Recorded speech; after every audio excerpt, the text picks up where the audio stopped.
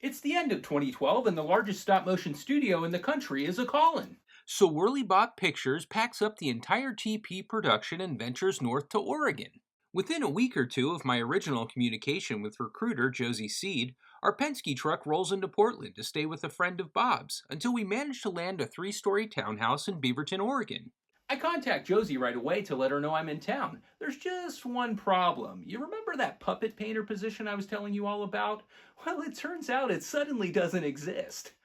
That's right, after moving our entire lives and our indie film production to an entirely new state to start a new career opportunity, turns out there's no career opportunity. It's at this moment all I can think of is a friend and colleague, brilliant stop motion sculptor Norm DiCarlo, asking me, "Are you sure you want to go up there? Did you sign a contract?" Now, at this point in the series, you may have deciphered that I can sometimes be a little overzealous, perhaps at times a bit rash. But I thought to myself, why would I need a contract? Now, in no way is this Josie's fault. In fact, in the months to come, she will remain one of my greatest champions for not giving up on me and continuously helping me screen for other positions that the studio has to offer. The fact remains, though, that Bob and I are unemployed with very few career prospects being the new guys in town. But we have an apartment and a film that still needs to get made. So we vow to carry on and complete TP as we continue to try and get into Leica. The townhouse is incredible and provides us with a garage space to set up production. We collect unemployment as our source of income, but although the townhouse is significantly cheaper than our San Francisco apartment, it's clear I gotta get a job because money is tight. For the first time in my life, outside of studio work of course, I find it incredibly difficult to just find a regular job. Retail, food service, factories, and other organizations won't hire me, and I even receive a formal rejection letter from a grocery store. I didn't even know they would take the time to bother. This is really hard for me to accept as I was always the type of guy that could typically go in for an interview and land a gig the same day. I do eventually get a gig in sales, but I'm terrible at it. The continuous failure, rejection, and isolation from living in the Beaverton burbs starts to wear on me. So I venture into Portland during my downtime via public transit to pick up on my San Francisco roots and frequent open mic nights to not only perform, but spectate. In doing so, I reconnect with a homeless rapping robot I met while I was in San Francisco and offer him a chance to live with me rent-free forever. Yo, where do you want these? Oh, you can just set them there, thanks.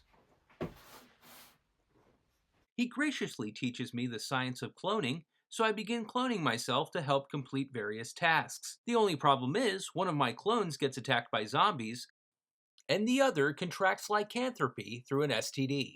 As the months go by, we manage to meet all kinds of exciting people in Portland, including an amazing woman right out of my dreams. Yeah, definitely one of those moments. But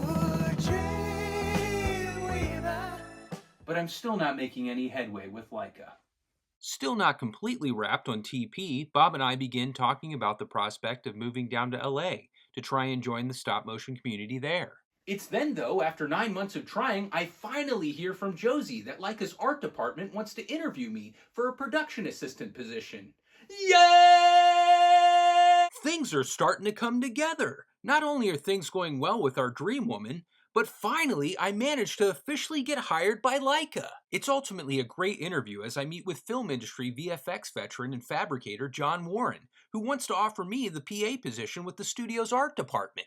I am beyond surprised though when Nelson shows up to the interview as well and has a constructive talk with me, making sure that working for the studio is really something I want. You have to understand that I basically walked away from an opportunity, albeit not guaranteed, a couple of years prior, so I was going to have to now prove myself. I am more than happy to do so as the production assistant position introduces me to so many amazing people, including the top man himself. I officially start on Kubo and the Two Strings, however I do get to help out a bit on the tail end of the box trolls. Uncredited, of course. It really is an amazing entry-level position and experience, and although I long to do something more creative in the studio, I am beyond appreciative to finally step foot in the castle and absorb every bit of knowledge I can.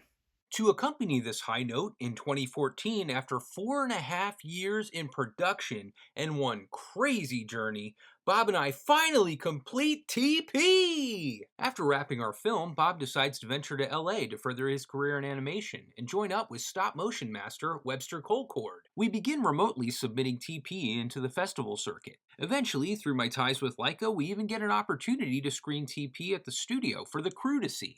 This is a massive achievement and maybe the most meaningful to me, as we were able to get feedback directly from our professional stop motion peers. TP also manages to do quite well in the festival circuit, winning several awards, albeit no large cash prizes to perhaps secure any future Whirly Bob pictures, but a lot of audience choice recognition, which is very rewarding in and of itself. I eventually get asked to work on special projects for Leica's development department, so I divide my time between art and development to work on pitch packets for a top secret film. This leads to me being asked to come upstairs to work as a production assistant for the character design department for Missing Link. It's here that I get to work with the film's director, various department heads, a team of character designers, and my favorite, an industry veteran sculptor and incredible human being, the one and only Kent Melton. After being upstairs for 3 months, I am finally asked if I'd like to interview for a junior puppet mold maker position in the puppet department. I have a great meeting with master mold maker turned friend Matt Isaacson and manage to land the gig. The position is everything I ever wanted to do at the studio, as I get to work with an awesome team of artists to help fabricate stop motion puppets. It's also in the puppet department that I will meet the man that will change everything for me. Mr. Mark Brokaw.